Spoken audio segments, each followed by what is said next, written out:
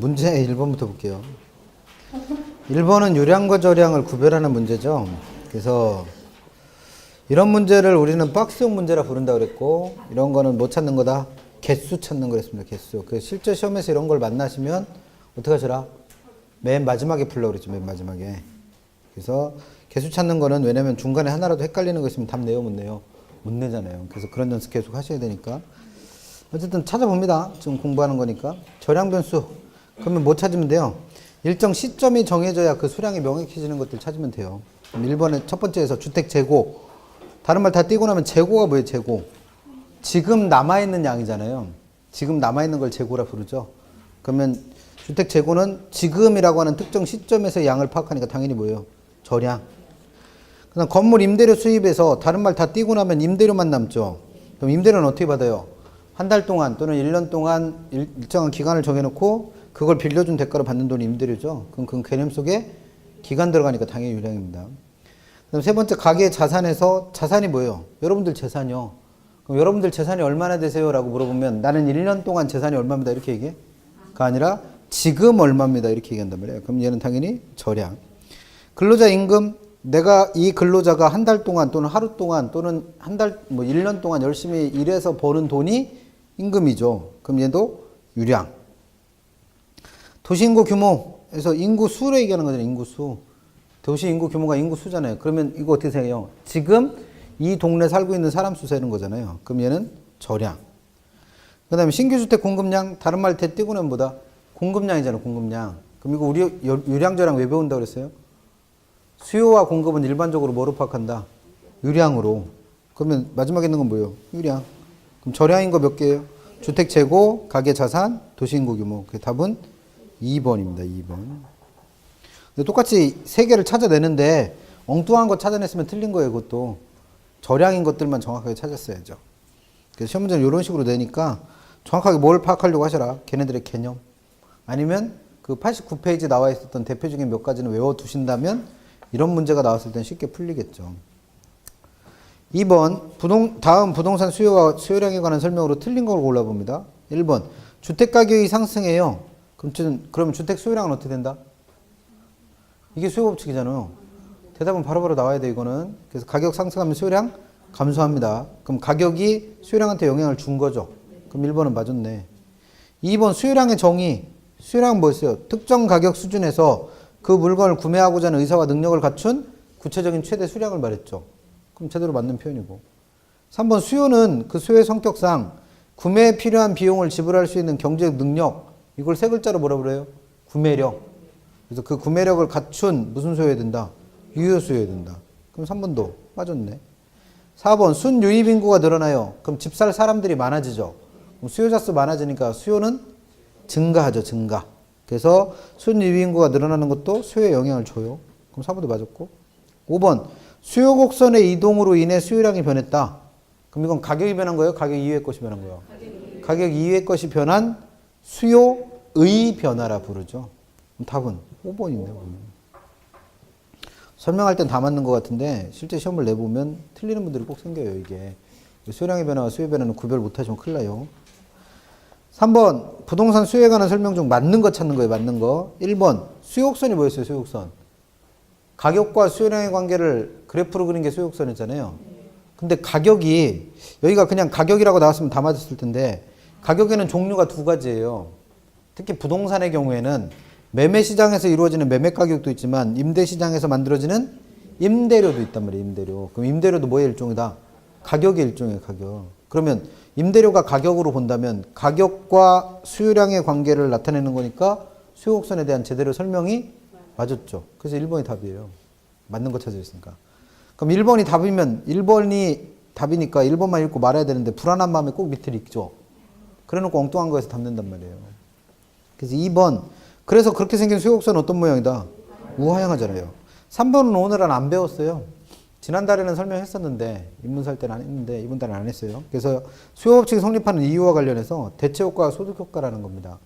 그래서 대체효과를 설명하려면 제어가 두 개 있어야 된다고 그랬어요. 그러면 이거는 안 배웠다 하더라도 유추해 보세요.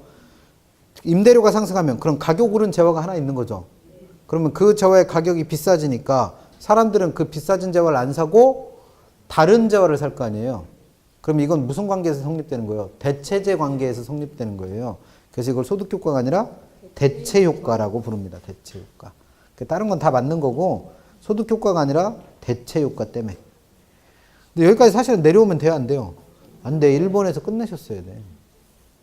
4번. 수요 곡선 자체가 변화했습니다. 그럼 이건 각이 변한 거다, 각이 위의 것이 변한 거다? 각이 위의 것이 변한 거니까 이건 수요의 변화가 돼야 되고. 5번. 다른 조건이 일정할 경우 부동산의 가격이 상승하면 그럼 이건 가격이 변한 거잖아요. 그럼 이건 수요량의 변화니까 누가 움직여야 돼? 수요곡선 자체가 아니라 수요곡선상의 점만 이동해야죠. 그 답은 몇 번이다? 1번. 3번은 찍으셨어도 돼요. 왜냐면 안 배운 거니까. 틀렸을 수도 있죠. 답은 1번에서 골라내셔도 되고. 4번하고 6번이 똑같은 문제입니다. 똑같은 문제라는 것도 이해를 하셔야 돼요. 일단은 4번과 6번이 똑같은 문제라는 거. 그래서 4번 아파트에 대한 수요의 변화 요인 종류가 몇 개? 수요의 변화 요인은 몇 개? 겁나 많죠. 우리가 설명한 것만 10개니까. 근데 수요량의 변화 요인은 몇 개? 가격 하나밖에 없어. 그럼 겁나 많은 걸 찾아야 돼? 하나만 있는 거 찾아야 돼? 당연히 하나만 찾는 거지. 그럼 수요 변화 요인은 읽어볼 필요도 없어요. 일단 뭐부터 읽어보셔야 돼? 수요량의 변화 요인에 뭐가 들어가 있는 거? 가격. 근데 여기서는 아파트의 수요량이니까 누구의 가격이 변해야? 아파트의 가격. 그럼 그 아파트의 가격 변한 경우가 몇 번밖에 없어요? 3번 하나밖에 없죠. 그럼 답은 무조건 3번이지. 다 읽어보고 계신 것도 문제예요.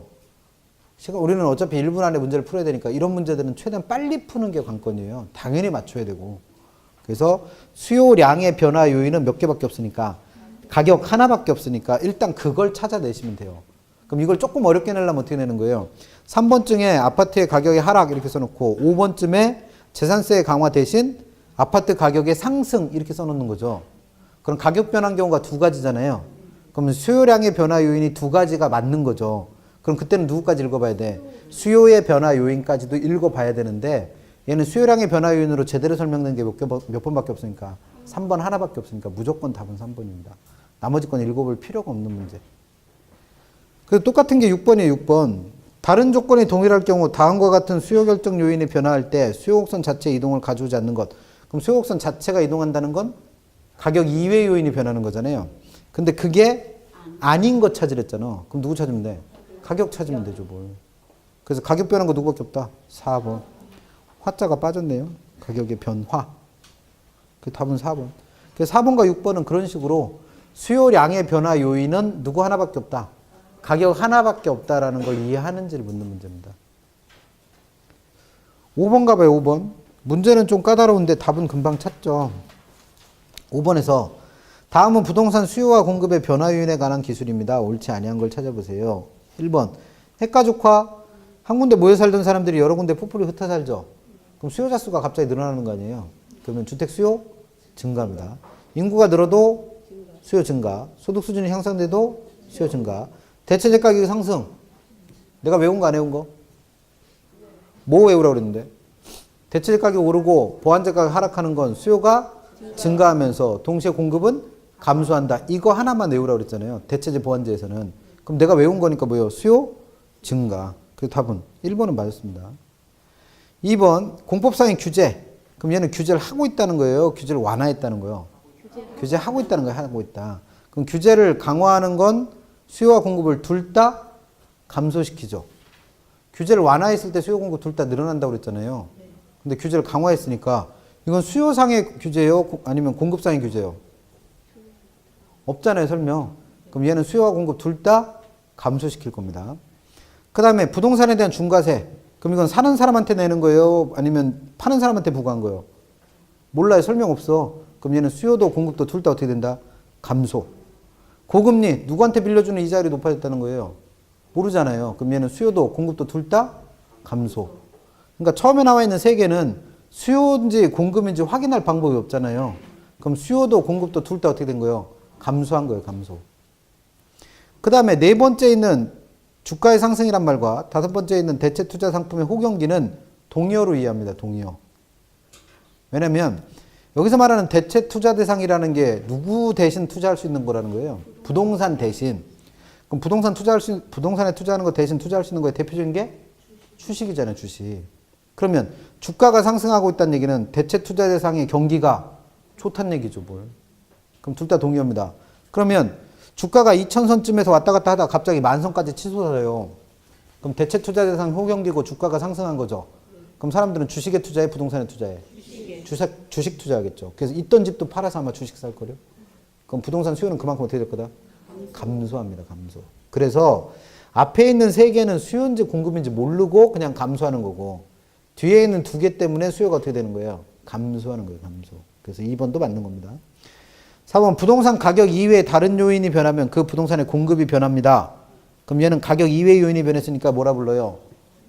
공급의 변화라 부르고, 얘는 누가 움직인다? 공곡선 자체가 이동하죠. 그래서 문제를 내는 분이 힌트를 주려고 뭐란 거예요? 공급이 변하여라고 써줬잖아요. 공급량이 변하여라고 안 쓰고. 그래서 이건 공급의 변화라는 걸 그렇게 유추해내라고 낸 거고, 4번 보시면 가격 변화에 따른, 이번엔 뭐라고 그랬어요? 공급의 변화라고 안 하고 공급량의 변화라 불렀잖아요. 왜? 가격 변화했으니까 이건 뭐예요? 공급량의 변화고, 이건 뭐가 움직여? 공곡선 자체가 이동하는 게 아니라 공곡선상의 점만 이동하죠. 그럼 4번이 틀렸네. 5번 다른 모든 조건이 일정할 때 재화의 가격 오르면 수요량 어떻게 돼요? 가격 오르면 수요량. 이걸 무슨 법칙? 수요 법칙. 그 다음 몇 번이다? 4번입니다. 4번. 7번 작년 기출 문제. 이런 같은 문제를 우리는 뭐라 부른다고요? 박스형 문제. 근데 얘는 개수 찾는 거예요? 짝 찾는 거예요? 짝 짓는 거잖아요. 짝 짓는 거. 그럼 이건 풀어야 돼요. 1번과는 다르게 이건 풀어야 될 문제예요. 수요 증가에 영향을 주는 요인을 모두 골라라. 그럼 수요 증가 찾으라는 거예요. 수요 증가. 그럼 이거는 1번부터 기억부터 미음까지를 다 읽어보고 푸는 게 아니라 어떻게 푸시라? 일단 기억 보세요. 기억 보세요. 기억. 그럼 기억 읽어보니까 수요자의 실질 소득이 증가했죠. 그럼 수요 증가해 증가. 그럼 기억은 답에 들어가야죠. 그러면 답은 1번 아니면 3번 아니면 4번 중에 하나죠. 그럼 그 다음에 읽어봐야 될 건 니은 읽어봐야지. 왜? 3번에 니은이 들어가니까. 그럼 니은을 읽어봐서 니은이 맞으면 무조건 답은 3번이고, 니은이 틀렸다면 하나 더 읽어봐야죠. 그 니은 읽어보니까 거래세금이 인상됐어요. 그럼 세금 더 내야 된다는 얘기잖아요. 그럼 집 사 안 사? 안 사. 그럼 수요 감소하니까 3번은 답이 될 수 없죠. 그러면 그 다음에 읽어야 될 건 1번 아니면 4번만 답이니까 그 다음에 읽어야 될 건 이것을 왜 읽어? 둘 다 들어가는데. 리을 읽어야지. 리을. 그래서 3개 읽어보고 푸는 거예요. 이거 연습 안 하고 시험장 들어가서 하루아침에 될 것 같아요? 어린 반푼도 없어요. 지금부터 연습하셔야 돼. 그래야지 시간을 아끼지. 그래서 리을 하나 읽어봅니다. 부동산 가격 상승에 대한 기대. 가격이 오를 것 같아요. 그럼 오르기 전에 빨리 사놔야지. 그 수요는 증가합니다. 그럼 답은 그래서 4번이 맞는 거죠. 문제 이렇게 푸는 습관 안 들이면 실제 시험 가서 이거 다 읽고 있어. 개수고 뭐고 뭐 다 읽고 있어요. 그럼 나중에 가서 민법 풀 때는 시간이 부족해서 한 5개 찍고 나오면 뭐 어떻게, 그거 어떻게 붙어요? 5개 다 풀어도 붙을까 말까인데 5개씩 찍고 나오면 좀 문제가 있죠. 그래서 답은 4번이고, 일단은 나머지 거 확인해 볼게요. 디귿에서 대출금리가 인하되면 돈 빌리기 쉬워졌으니까 수요 증가. 그 다음 인구가 감소하는 건 매수자 수, 수요자 수가 줄은 거잖아요. 그럼 수요는 감소합니다. 그래서 수요 증가를 찾으라고 했으니까 기억, 디귿, 리을. 8번은 이 문제를 이해하고 풀었다면 오늘 수업 들은 것 정말 정확하게 이해하고 계신 거고, 이해를 못했다 하더라도 풀 수는 있어요. 아는 거 가지고. 그래서 어쨌든 일단 문제를 이해해 봅니다. 일반적으로 상가 임대료가 오르면 그 수요는 감소합니다. 그럼 임대료는 아까 뭐라고 그랬어요? 가격이라 했잖아요. 가격. 그러면 가격이 오르면 수요량은 감소한다는 거예요. 그럼 얘는 무슨 법칙 설명한 거다? 수요 법칙. 근데 어떤 경우에는 수요의 감소폭이 둔화될 수도 있고 수요가 변하지 않을 수도 있고 혹은 수요가 증가하기도 한답니다. 그 이유를 설명한 것 중 틀린 걸 찾으세요. 그럼 문제를 이해해 보자는 거예요. 문제를 이해해 보자. 그럼 여기서는 지금 뭘 묻고 있는 거냐면, 결론부터 말씀드리면 수요량은 그 변화를 할 때 두 가지 이유 때문에 변한다고 배웠어요. 수요량은 첫 번째 어떤 이유 때문에 변한다? 가격 변하면, 수요량 변한 그 재화의 해당 재화의 가격이 변하면 수요량이 변한다고 배웠고, 또 하나 가격은 변하지 않더라도 가격 이외의 것이 변하면 수요량은 변화한다라고 배웠어요. 그래서 문제에서 가격이 오르니까 가격이 어떻게 됐대? 가격이 임대료를 가격이라 부른다고 그랬으니까 임대료가 어떻게 됐대요? 올랐대요. 그럼 가격이 어떻게 된 거예요? 올라간 거예요. 올라간 거. 그럼 가격 올라간 것 때문에 수요량은 어떻게 된다고 그랬어요? 감소한다고 그랬죠. 그럼 이거는 문제에서 설명을 했으니까 됐는데 그 다음에 나와 있는 말 뭐예요? 어떤 경우에는. 그럼 그 어떤 경우가 무슨 얘기예요? 가격 이외의 것이 변하고 있다는 얘기예요. 가격 이외의 것. 그래서 그 가격 이외의 것이 변해서 이 수요량이 어떻게 된 거예요? 가격 이외의 것이 변해서 이 수요량이 증가하고 있는 거예요. 증가. 그럼 이 두 개가 결합되잖아요. 그럼 어떤 일이 벌어질 수 있어? 첫 번째, 수요가 늘어난 크기와 이것도 정리해 일일이 다 써드려야지 뭐. 수요 늘어난 크기하고 아니 죄송합니다. 가격 때문에 수요량이 감소했으니까 죄송합니다. 가격 오른 것 때문에 수요량이 감소한 크기와 가격 이외의 것이 변해서 수요량이 어떻게 된 거? 늘어난 크기를 비교해 보는 거예요. 비교. 근데 줄어든 것보다 늘어난 게 더 적어. 그럼 얘는 줄어드는 걸 막지를 못하죠. 근데 어떻게 내? 둔화시킬 수는 있지. 반대로 가격 때문에 수요량 줄어든 것만큼 가격 이외의 것이 변해서 수요량이 늘어났어요. 그럼 이 두 개 같아. 그럼 어떻게 돼? 줄었던 만큼 늘었으니까 수요량은 변화가 없겠죠. 세 번째, 가격 때문에 수요량 감소한 것보다 가격 이외의 것이 변해서 수요량 늘어난 게 더 커요. 그럼 수요량은 오히려 어떻게 될 수 있는 거예요? 증가할 수 있어요. 다시 읽어봅니다. 어떤 경우부터 읽어봐요. 어떤 경우부터. 어떤 경우에는 그 수요의 감소폭이 둔화됐대요. 왜? 가격 이외의 것이 변해서 수요량이 어떻게 됐는데 늘어났는데 그 늘어난 크기가 누구에 미치지 못하는 거예요. 줄어든 거에 미치지 못하는 거예요. 그러면 줄어드는 것만 어떻게 할 수 있어? 둔화시킬 수 있는 거죠. 또 어떤 경우 수요가 변하지 않거나 그건 왜 그런 거예요? 가격 변 때문에 수요량 감소한 것만큼 가격 이외의 것이 변해서 수요량이 늘어나갔고 그럼 변화가 없는 거지. 세 번째, 수요가 증가하는 건 어떤 거? 수요량 감소한 것보다 가격 이외의 것이 변해서 수요량이 더 많이 늘어서. 이렇게 이해하면 돼요. 그럼 뭘 찾으라는 문제예요? 결국 이 문제는. 이와 같이 가격 이외의 요인이 변해서 수요가 어떻게 할 수 있는 거? 증가할 수 있는 게 아닌 것 찾으라는 문제입니다. 문제를 이해하면. 근데 이해 못해도 우리는 풀 수 있죠. 왜? 객관식의 가장 큰 장점은 뭐예요? 다른 거 하나 찍으면 돼. 다른 거. 다른 거. 그럼 1번부터 4번까지는 다 뭐예요? 수요에. 이걸 모르면 못 풀지 이거는. 1번 인구 유입량 늘었어요. 수요. 소득 늘었어. 차입금 이자율, 대출 이자율이 떨어지고 있어요. 대체 투자 자산 뭐로 위해서라? 주식. 그럼 주식의 수익률이 악화돼요. 그럼 주식 투자 해? 안 해? 안 해요. 주식에서 돈 까먹고 있는데 뭐하러 투자해? 그러면 부동산 수요 증가했겠죠. 근데 마지막에 있는 부동산에 대한 중과세 대책은 세금을 더 내란 얘기니까 수요 감소하겠지. 문제 이해 못했어도 그 안에 내용만 이해했으면 풀었겠지. 그래서 답은 5번입니다. 이 문제가 시리즈가 있어요.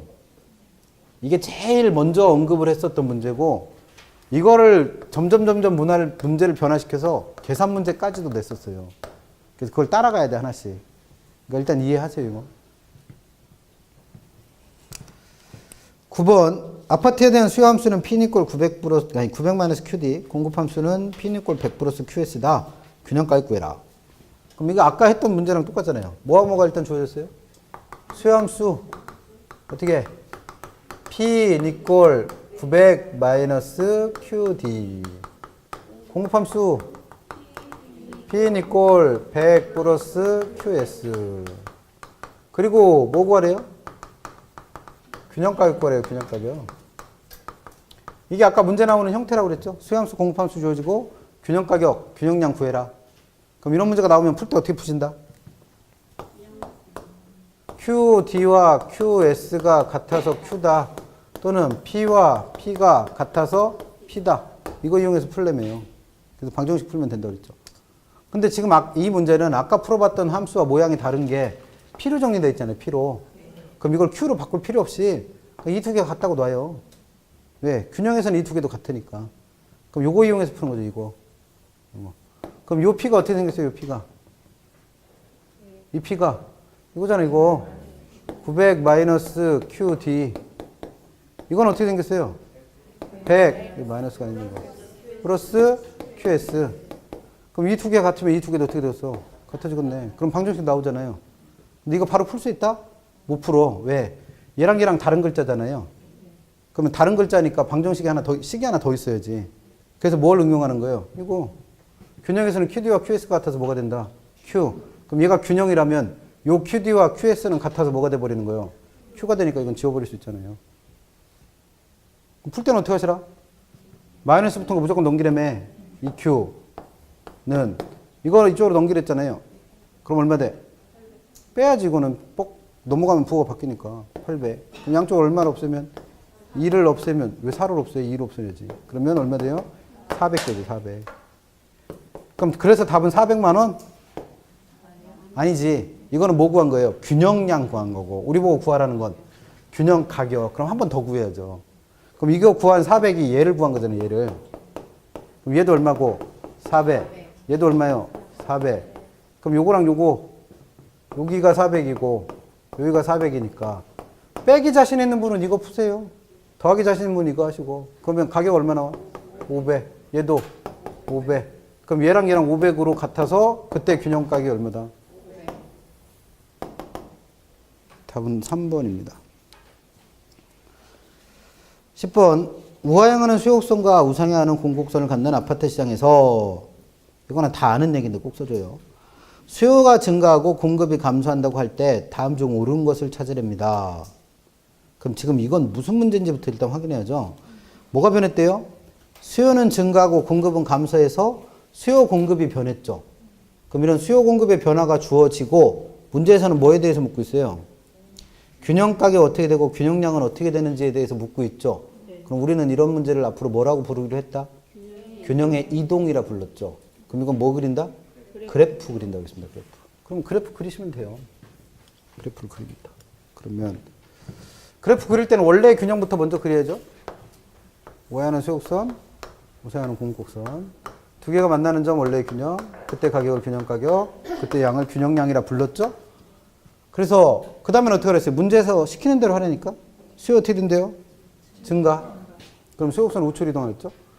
공급은 어떻게 된대요? 감소. 그럼 공곡선은 좌측 이동하겠죠. 근데 수요와 공급이 둘 다 움직였으니까 뭐가 주어져야 돼? 둘 중에 누가 더 많이 움직였는지가 주어져야죠. 그래서 수요가 많이 더 움직였다면 수요곡선을 최대한 멀리, 공급이 더 많이 움직였다면 공곡선을 최대한 멀리 움직여야죠. 근데 여기서는 누가 더 많이 움직인 거예요? 뭐가 일정하다고 그랬어? 다른 조건이 일정하다? 그거 보고 푸시는 거 아닌데?